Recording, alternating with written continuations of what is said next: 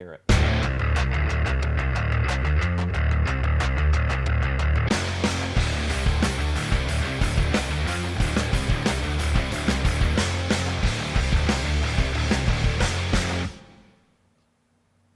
John and Darren's office chairs provided by GT Omega Racing. You can check them out at gtomegaracing.com. Welcome to This Week Inside Sim Racing, a special edition. We're doing a live interview with JF. Let's see if I get this right. Chardon. He'll tell me if I got it right or wrong. He shook his head. I could see him here. So we're going to interview him. He is the producer for Race Room. And again, we're going to do a live interview. Got a lot of questions from you guys. Going to take live questions from chat. And also, we're splitting this into two shows. So we have this show, which is just going to be the interview with JF.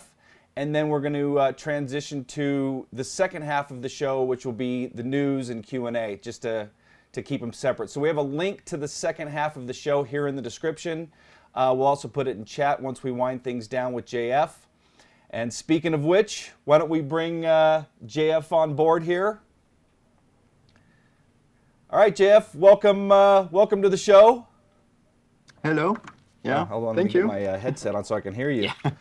Yeah. So, again, this is JF. Did I get that right? Chardon?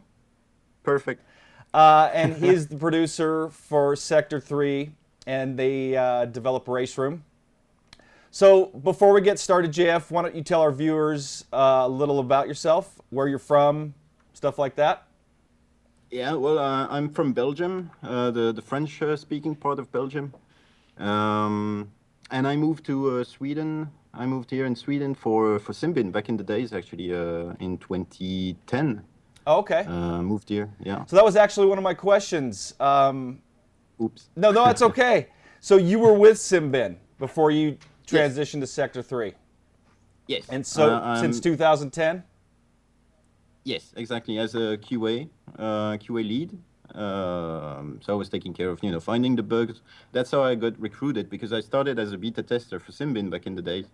And I was, being annoying and reported tons of bugs. And they decided, just bring this guy over here. So he keeps finding bugs. Very cool. Well, your persistence paid off. So what did you do before you worked for Simbin? Before I worked for Simbin, I was a press photographer. Oh, no kidding. Yeah. For newspapers and all that. So yeah. Oh, very cool. So next question, are you a race fan? And if so, what's your favorite form of racing? Yes, I mean, definitely.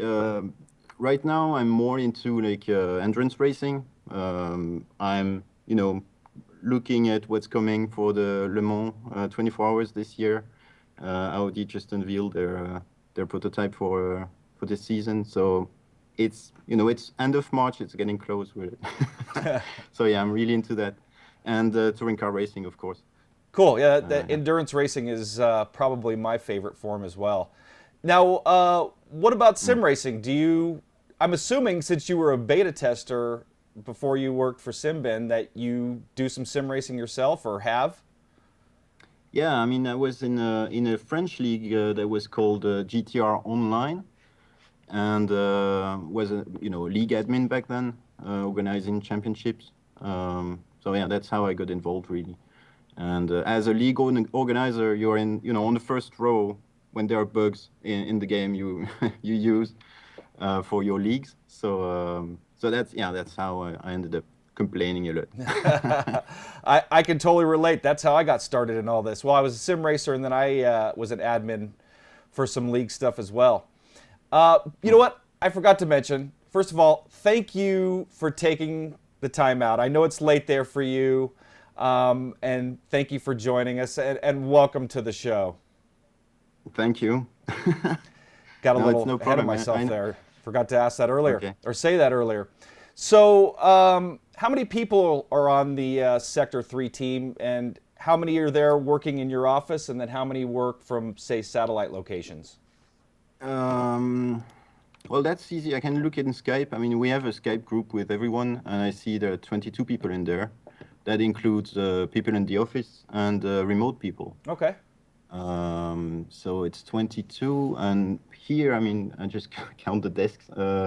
Yeah, it's around 6, 7 people here, Okay. and the rest of the team is remote. I mean, our team is remote. We have actually behind me there is Johan Frieden, who is currently the.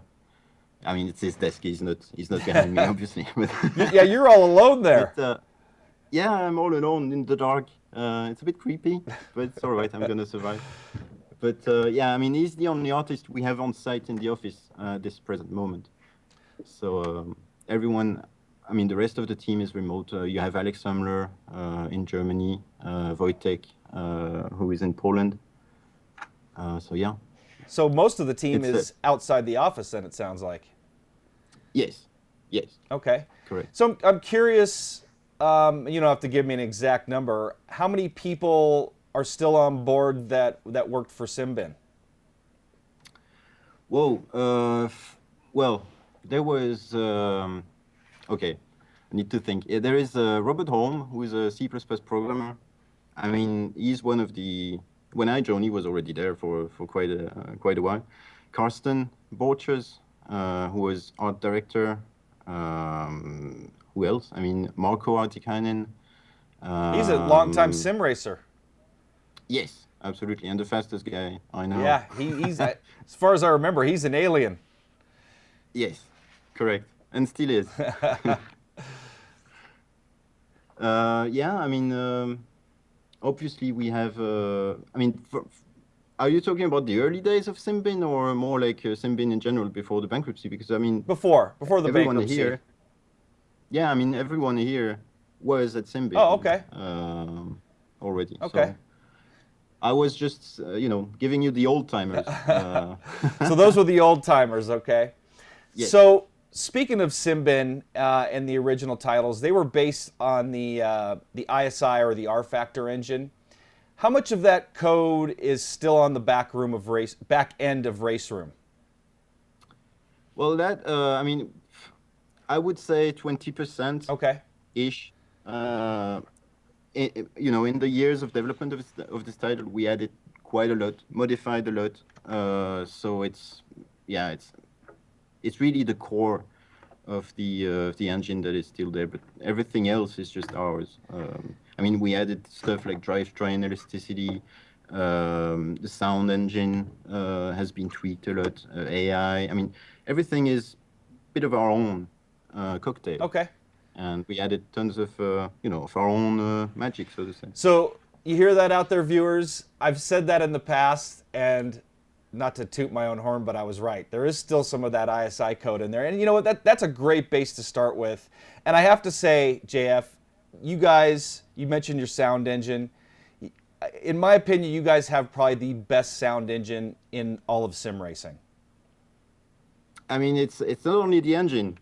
It's also, people making it work. Right. So there is Anthony and Robert that I just mentioned. I mean, those two guys made the sounds of Race Room. Geniuses. Those guys Yeah, are exactly. geniuses. So next question. Do you guys have plans to allow modding like R Factor 2 or Assetto Corsa?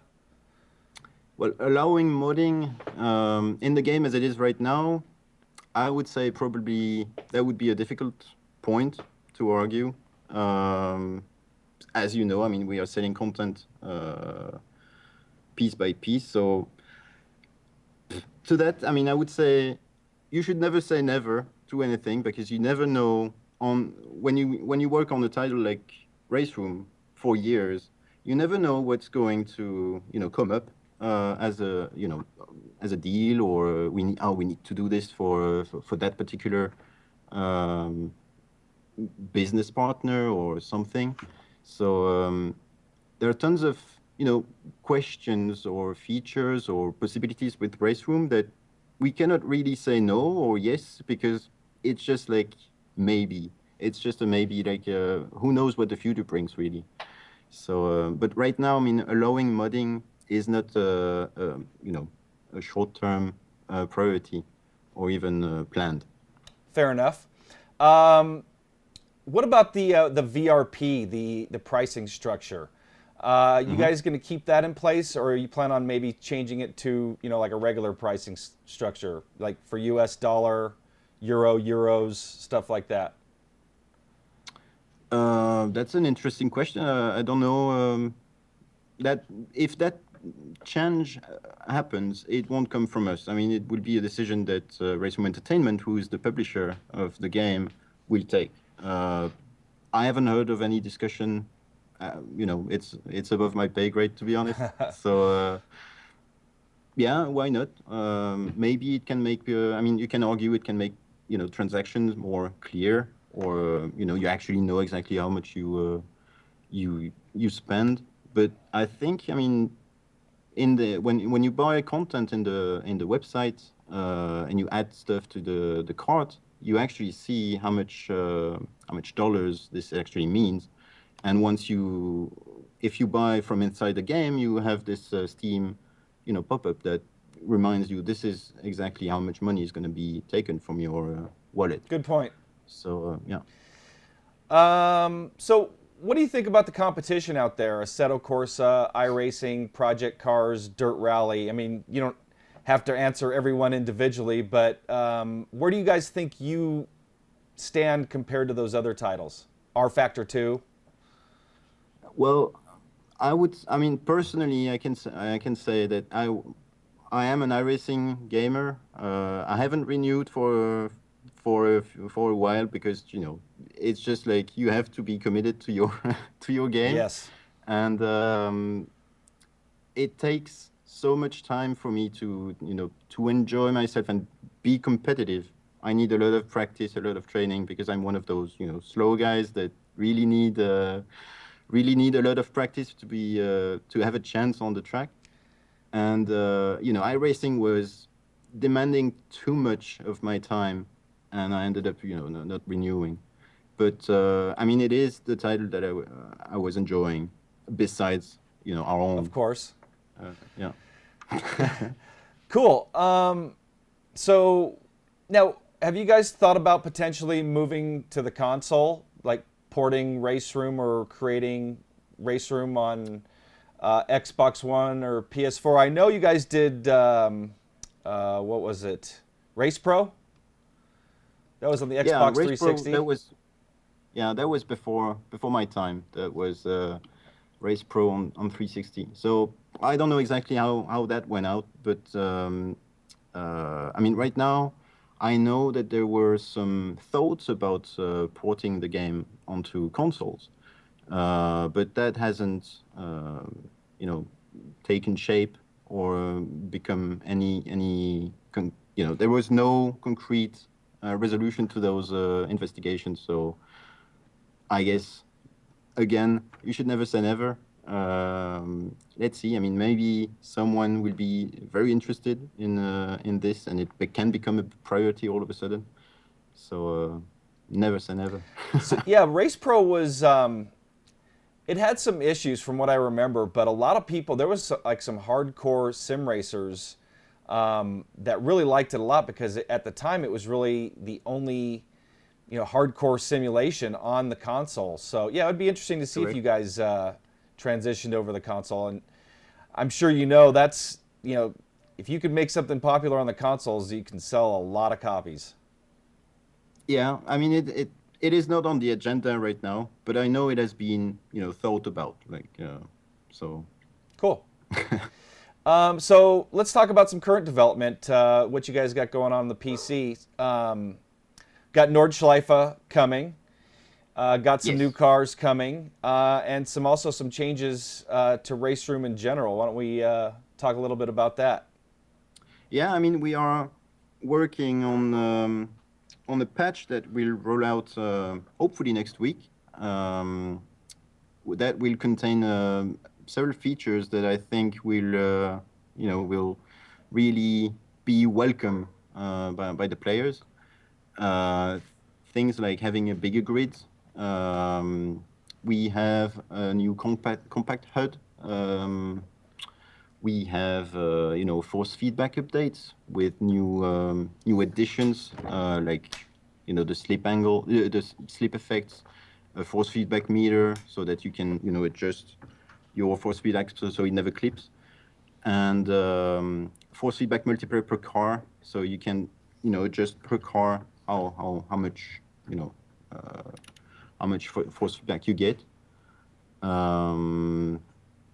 We can now, one thing that was annoying before this patch was, matching the animation in the car with your actual input. Mm-hmm.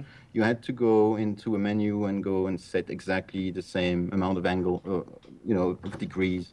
Now you will have an option to just match the car setup automatically, so you won't have to think twice. Just like change that in the car setup, and the animation just follows. I mean, that's one of those.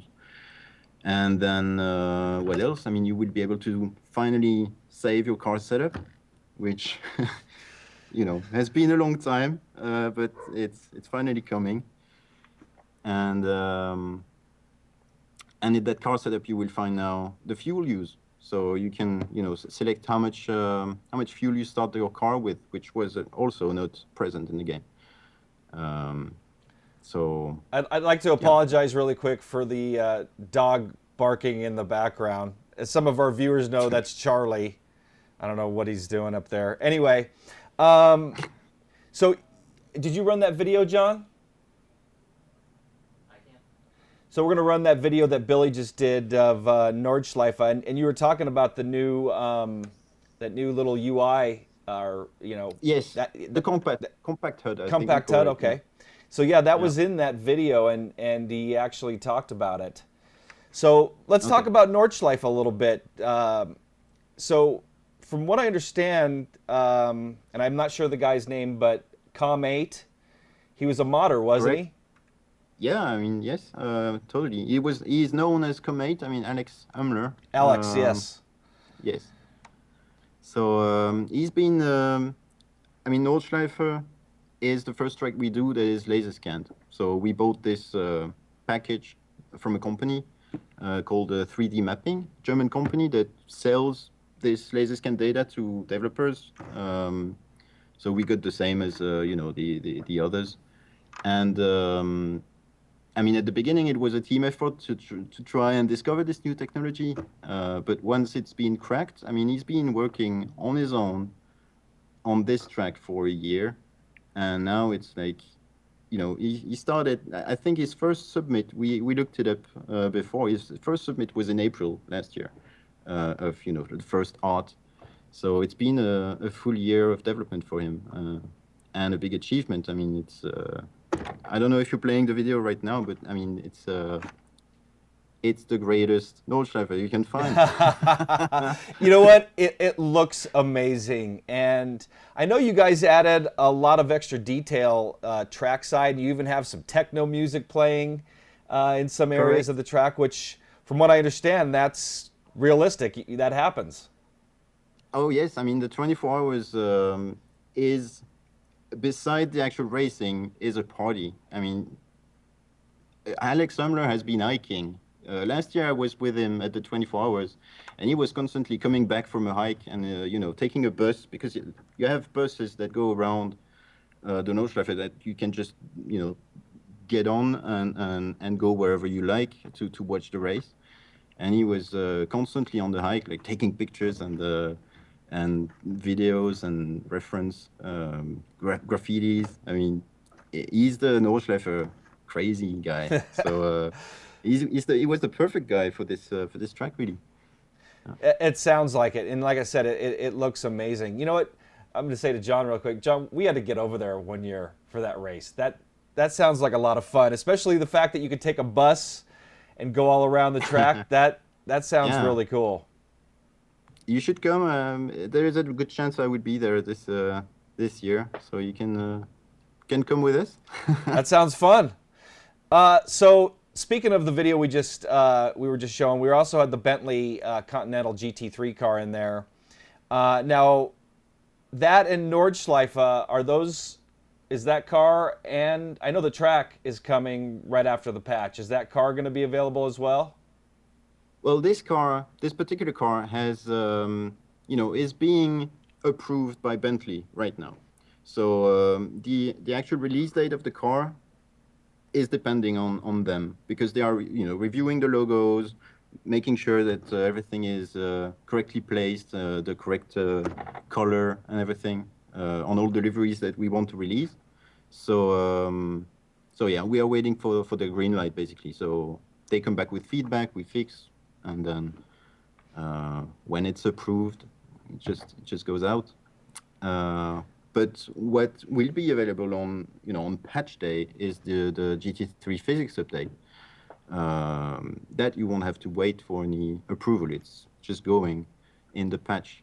So everything is being reviewed now with the GT3s. To bring them to the latest level of quality that we have now, because we keep improving. Carsten has been learning a lot with all the cars he has been working on, and I mean, these cars now have completely reworked suspensions, all kinds of other aerodynamics modifications, balance of performance has been reviewed. So that's GT3, and then you have the prototypes class, which is now 2 classes. It's going to be P1 and P2, and we are putting the Daytona prototype in the P2 with the radicals. I mean, we are trying to regroup the content in in classes that make sense, because before you had the Daytona prototype as a cup, the radical as a cup, while it's cars that are able to match each other and race each other. So yeah, it makes sense to regroup the content into bigger classes, really. So who's on your physics development team? You just mentioned Karsten. Is it just him, or Yes. is there a few guys? It's a team effort. I mean, there is Karsten Borchers. He's currently the let's say the physics designer. So he's the guy. I mentioned Alex being the crazy guy for Nordschleife. Well, Karsten is the crazy guy for physics. He spends hours, nights, and an enormous amount of time watching videos, finding data. When sometimes I fail to get data from the manufacturers, we need to find something, and he just finds things that you wouldn't even expect to be existing, like sources of reference of data, of the inside, the inner of a suspension or something. So yeah, he's doing the physics of the car right now, and then you have Marco, who does the rest of the job, which is just making sure that it's going the right way, doing the AI for it, doing all the aspects of amateur physics, novice physics. And then you have Robert, who is the physics engine programmer, Robert Holm. And he's, it's a team effort. Those 3 are constantly, talking to each other, working together, hands in hands, making sure to provide and deliver the best possible cars, really. Yeah. Well, I know you guys have also worked with some real-world racing drivers. I'm assuming they've provided feedback as well on some of your content, Correct. like the DTM. Yes, I mean, DTM, we had really great feedback from Bruno Spengler, Daniel Juncadella. And for the GT3, we have Kelvin van der Linde from GT Masters, from Audi. And they always have been helping us with not only driving feedback, but also getting some, data that sometimes you don't really get because everything is very, private, and they don't always share the exact stuff you want to know. So yeah, it's Well, then it's really helpful. you guys worked with that cute Audi. Was she Audi driver? The Audi TT You mean Cup? Michaela? Yes. Yes, correct. Yes, I mean, she visited the studio, and a few weeks ago I was in Stockholm with her for something that will air on TV at some point. She was part of a TV show So yeah, I shouldn't say because it's probably secret at this point. But yeah, I was there with her and a simulator. Yeah, so Oh, cool. All right, so now we're for going a to get to some Swedish TV. questions from the community. And Yep. first one comes from, actually, he had a few questions. Came from direct email. Guy's name is George Rivera. And he says, you seem to have a mostly European audience.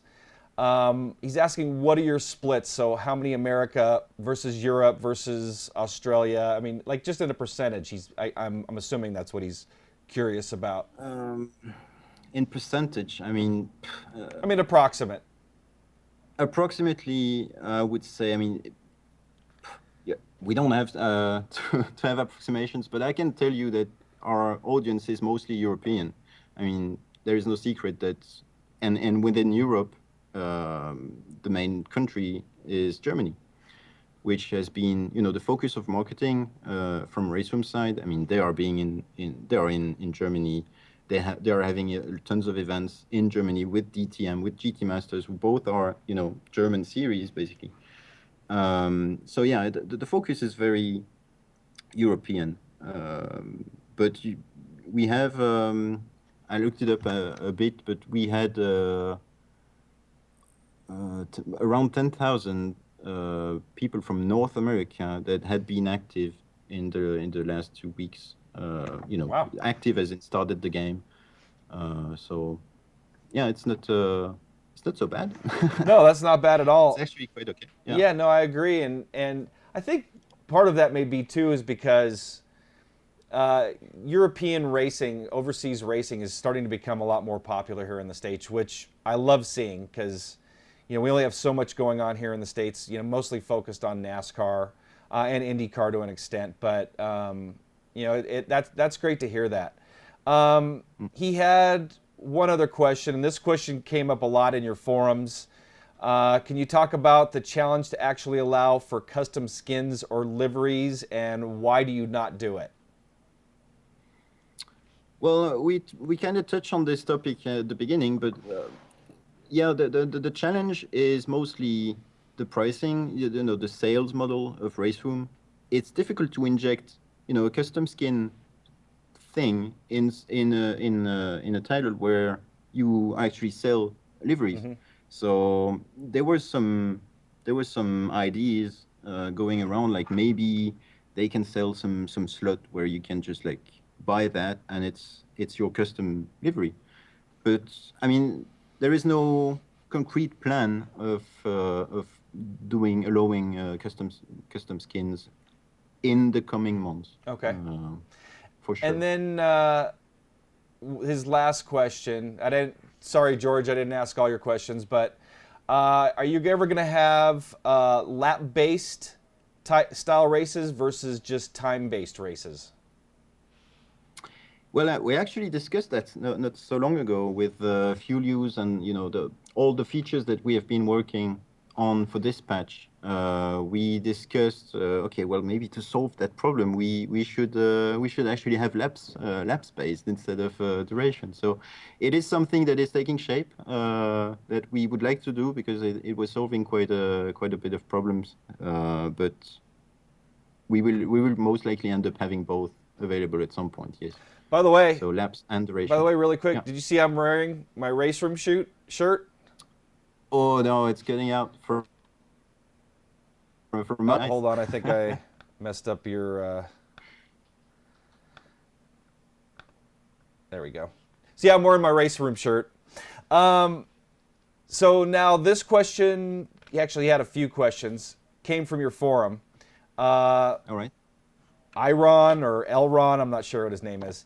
Anyway, he says, I play with ISI's productions, and in my opinion, the pit stop management, it's an essential thing in a sim racing game. Is this something that will be built up and in depth in Raceroom? Pit stop management. I mean, we already have an extensive pit stop management. I'm not sure exactly what he wanted, but currently you can refuel, change your tires, repair your damage. You can create presets, allowing you to quickly change, from different presets while you're racing. So you can just, before you start the race, you select, okay, this preset is going to be only to change the tires. This preset is only for refueling, etc. Actually, I Yeah. think to elaborate more on that question, he then goes into saying, talking about fuel consumption and tire wear. Well, I mean, tire wear is already in. If you watch the combat HUD, the video that Billy made, that shows the combat HUD, and I mean, you will see that the tire wear, you have indicators now in that combat HUD. You will, I mean, the fuel, you can already refuel with the current pit stops in the game. So you have actually, it works like this, that you can have, you can select between a safe refueling. So the game will decide for you how much fuel is safe to put more to finish the race. Some, normal, and the risky setting. So it will put just enough. what you need. Yes, but you have no room for mistake. And then he also asks, I guess, and this is his question, he was saying that you guys were proposing 360-minute length races, and he's assuming that's for endurance races. So do you guys have any plans to add the ability to switch drivers, to do driver swaps? That would be nice. It would be a challenge, network-wise. Again, that's another thing I'm going to say, never say never, because it might just come in as a new request that we need this. So I'm going to say that it's something that we would like to do because it's fun. It's For sure. I mean, one of my best sim racing experience was back in R Factor with it was a Dubai 12 hours with a friend of mine, and just sharing the car, being the spotter for your friend, and then he comes in the pit lane and you just get in. I mean, that's great. That's a great co-creative gameplay. So yeah, I would love if we could do that, but there is nothing right now that is being planned for that. So maybe in the future. Yeah, and that's my favorite form of sim racing. I also did it in R Factor. I actually did it back in NASCAR 2003, where we would disconnect from the game, and then the next driver would come in and reconnect with the same name. Anyway, getting off base there, but and doing that, I know iRacing just implemented that within the last year or so, and I know they were working on it for years, so I can understand how it could take a long time to code that and code it properly. Yeah, totally. Okay, let's move on to the next person here. Hepsan. Is there any chance you might get rid of the DSP, the downshift prevention, for some of the older cars? Well, it is kind of out from H pattern versus sequential, but they both have different logic with the downshift prevention. So I would have to say it's probably already in, because I mean they behave differently. If you try and engage a lower gear in an H pattern car, I mean in an H pattern gearbox car, you will hear this like this, and it's not going to engage. And if you have damage on, it's actually going to damage, terminal damage to your gearbox. Okay. Well, so now I'm wondering how many of these questions are accurate here, guys, from the forum, because it sounds like a lot of this stuff already exists. But I know Hepsan. I know Hepsan from our forum. Are you sure he didn't ask something more? No, he did. I have some other questions here from him. Okay. So I'll ask his next one. Is it possible to get a must-use clutch option for the older cars? So where you have gear grinding, risk of getting transmission damage, and put to neutral as a cause if not using it. But then you just mentioned, it sounds like you have something like that, but maybe not a must-use clutch. I mean, that's forced manual clutch. I think he means, just like Right. some dedicated server setting to force manual clutch. That would be, well, that would be quite horrible for, you know, for people who don't know or don't have the controller with. I mean, there are still some people out there with only 2 pedals, so it yeah, it can be tough to explain. Or if you just like pick the game up, because it is free to play. So if you pick the game up on Steam and you join a server and you have to clutch, otherwise it's terminal damage, it can be a little inconvenient for most players. What about But I can understand the need for or the wish for such a feature on a league server, you know, password protected, where, you know, it's within a closed committee.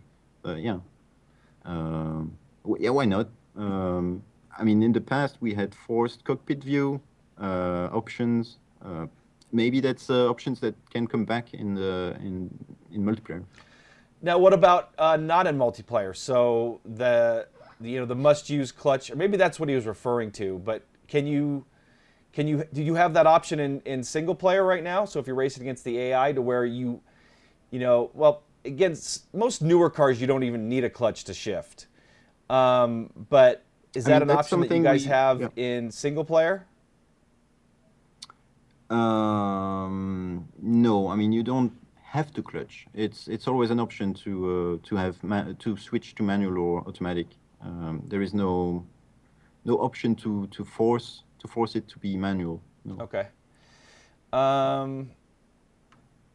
I'm going to ask his last question. I don't want to ask too many of one person's questions because we have so many other questions, and then we might have some from live chat as well.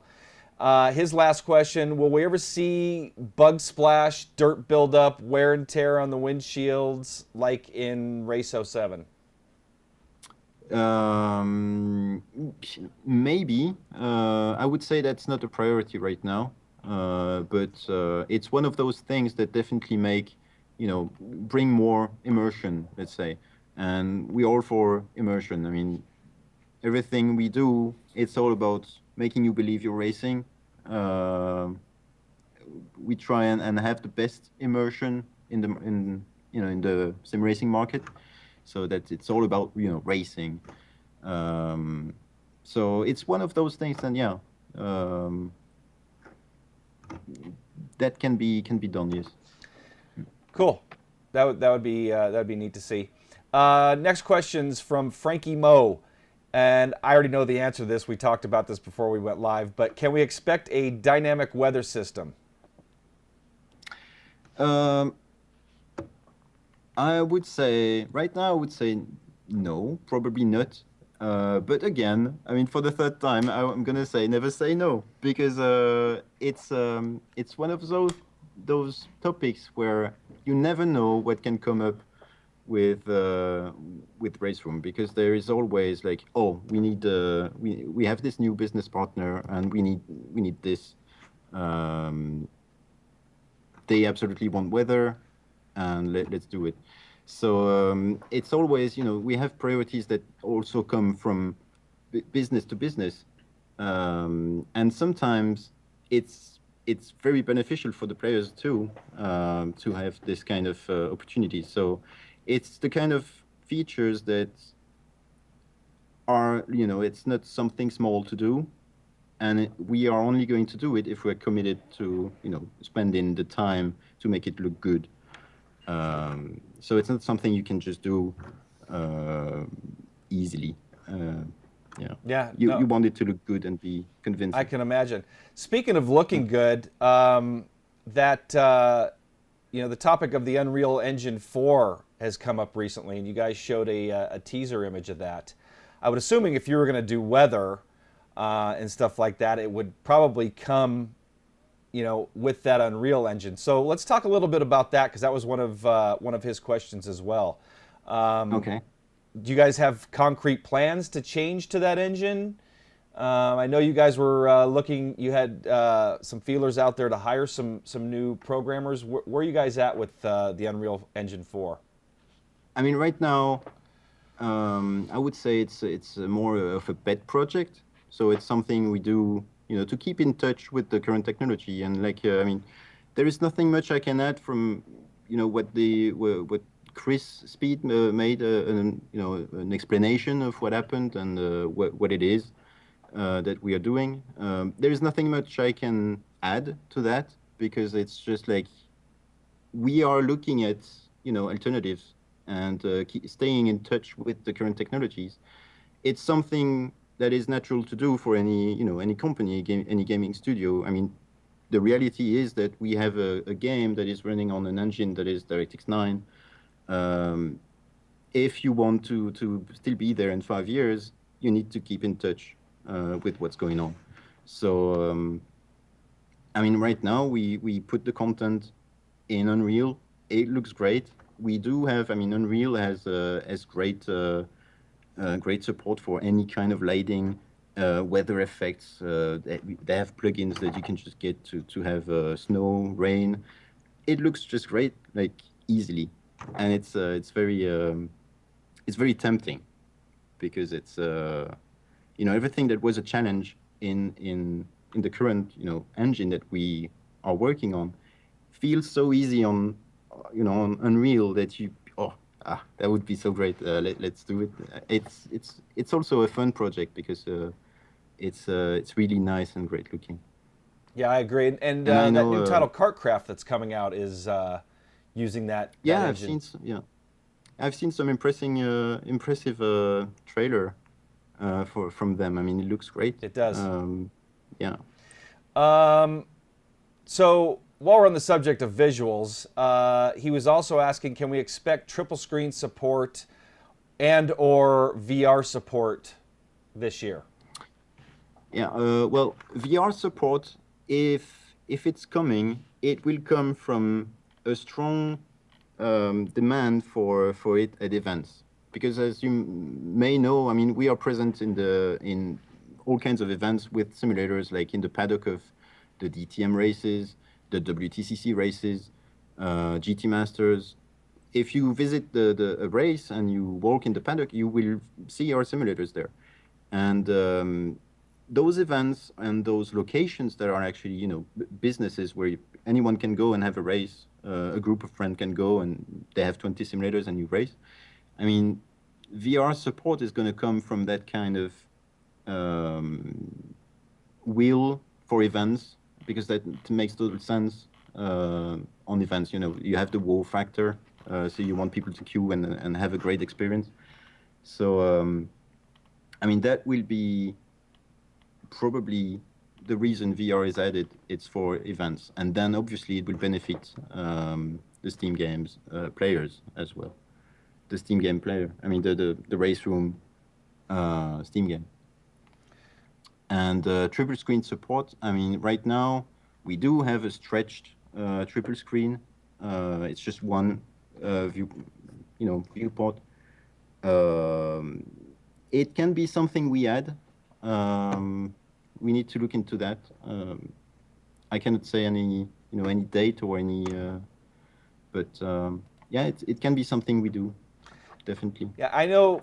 Especially after the price tags have been announced for VR, because before we were like, oh, okay, VR, that's probably going to be better than triple screen. I mean, it takes less space. You don't have to have 3 screens, but now that it's still a bit expensive for to be a broad market thing.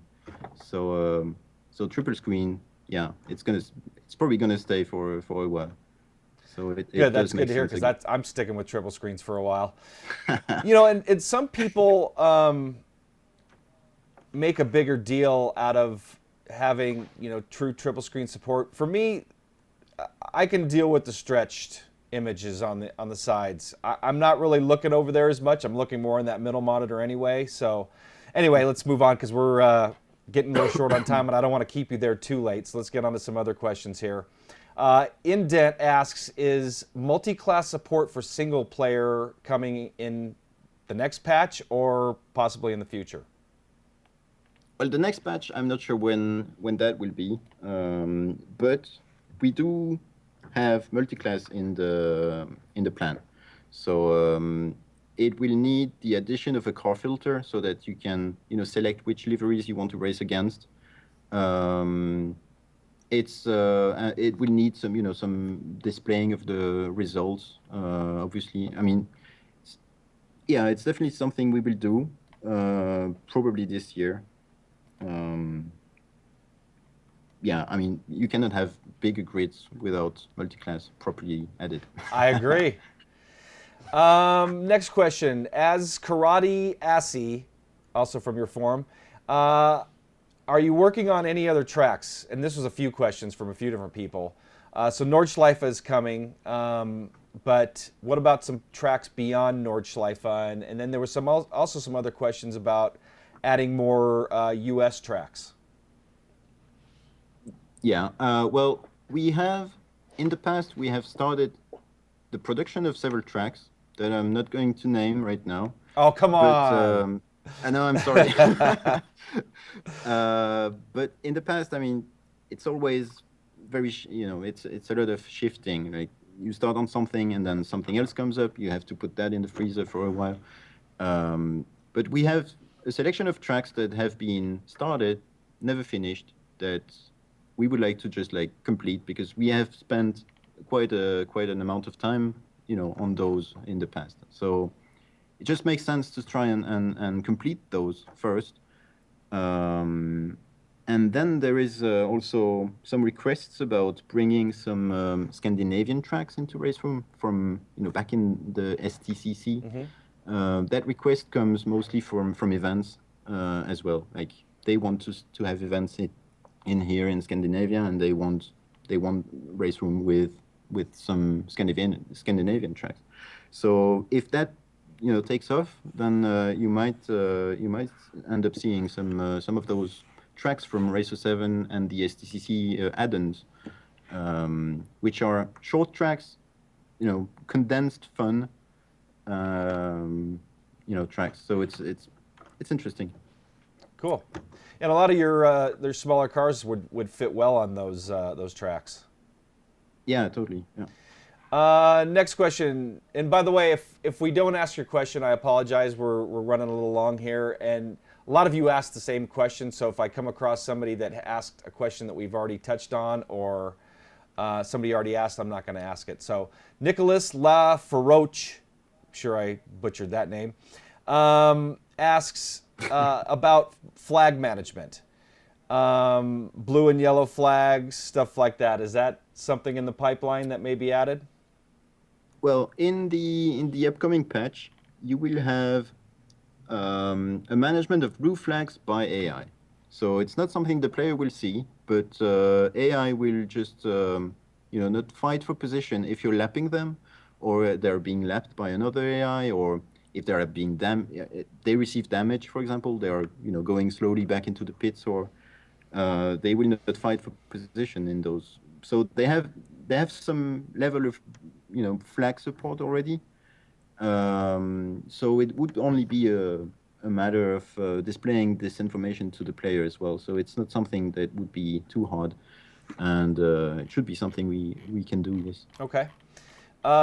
Next question from, I'm just going to say Georges. Any plans in the near future for some deeper online infrastructure similar to what iRacing has? Well, yeah, I mean we are experimenting.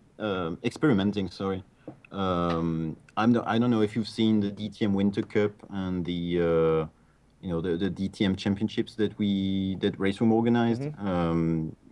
It is something that we are exploring into developing further.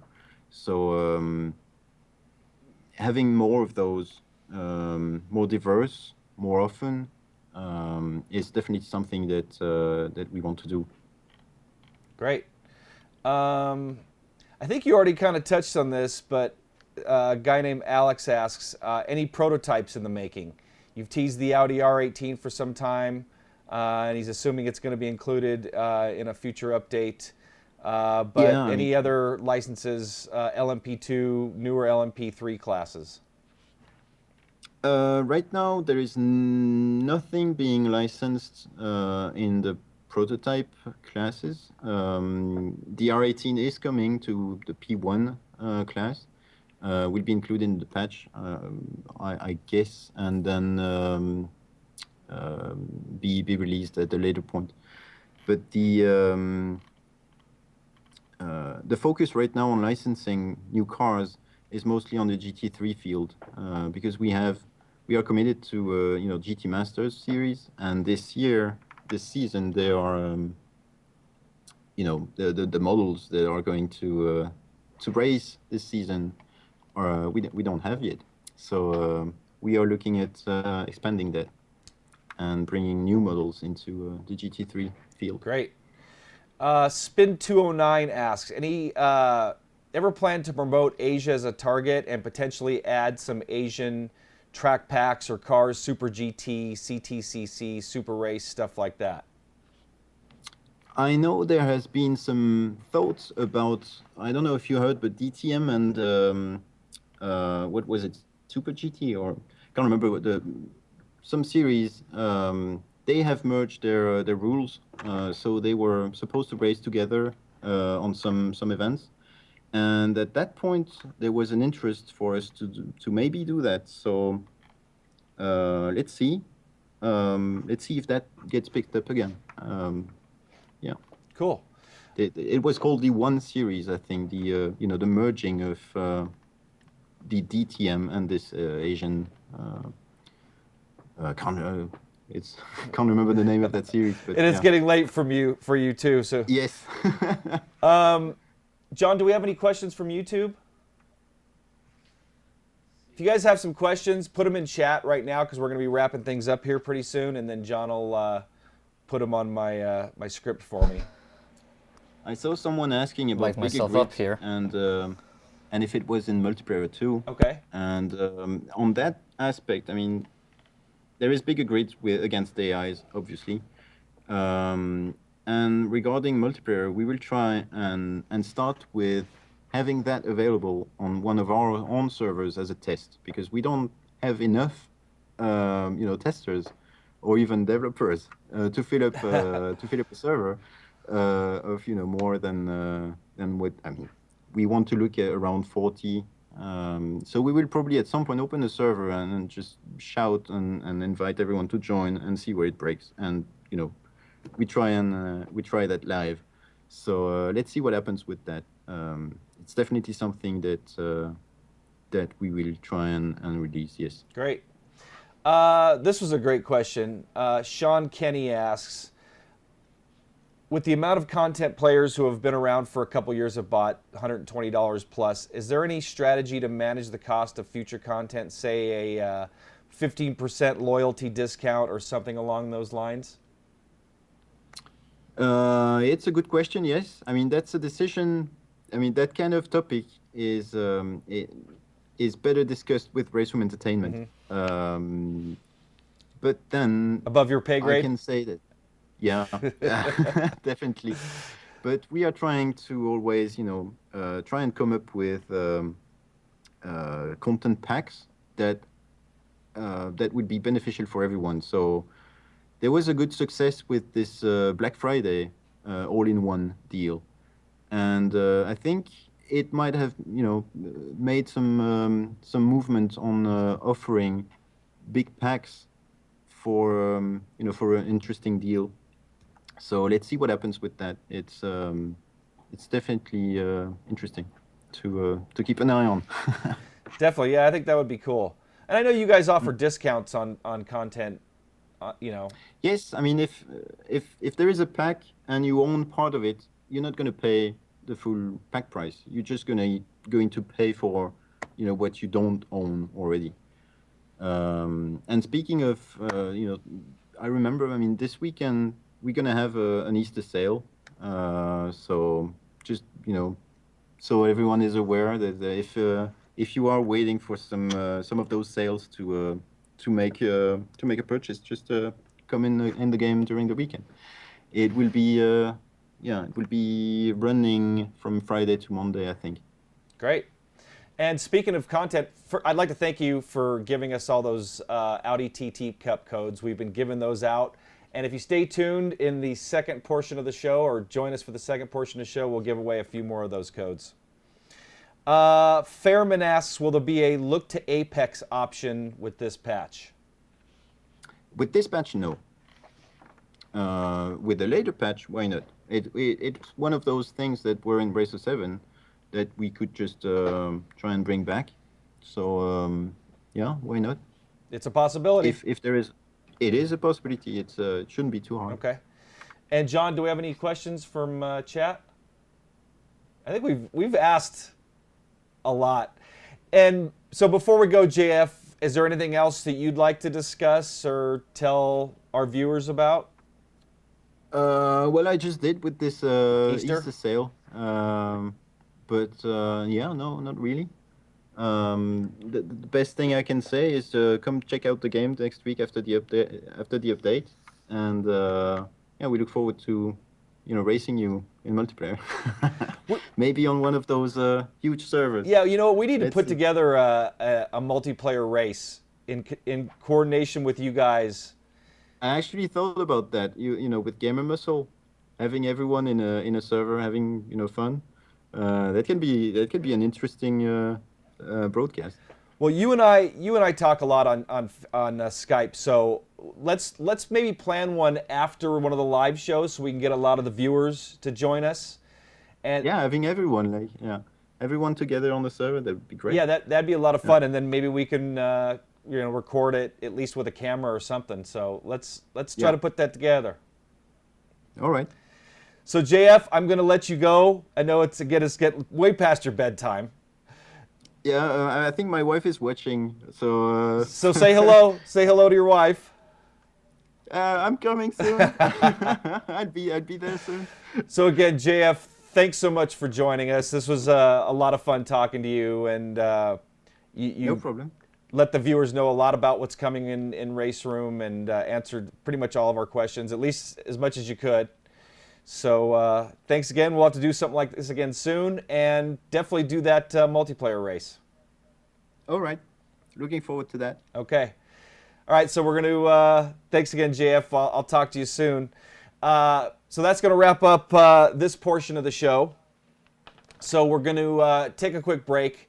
John, by the way, John's been sitting off camera. He's been producing. If you didn't, I think you might have gathered it because I mentioned his name a couple times. But so we're going to take a quick break, reset everything here, launch the next live portion of the show, cut this stream off. Matter of fact, John, did you put the link in chat?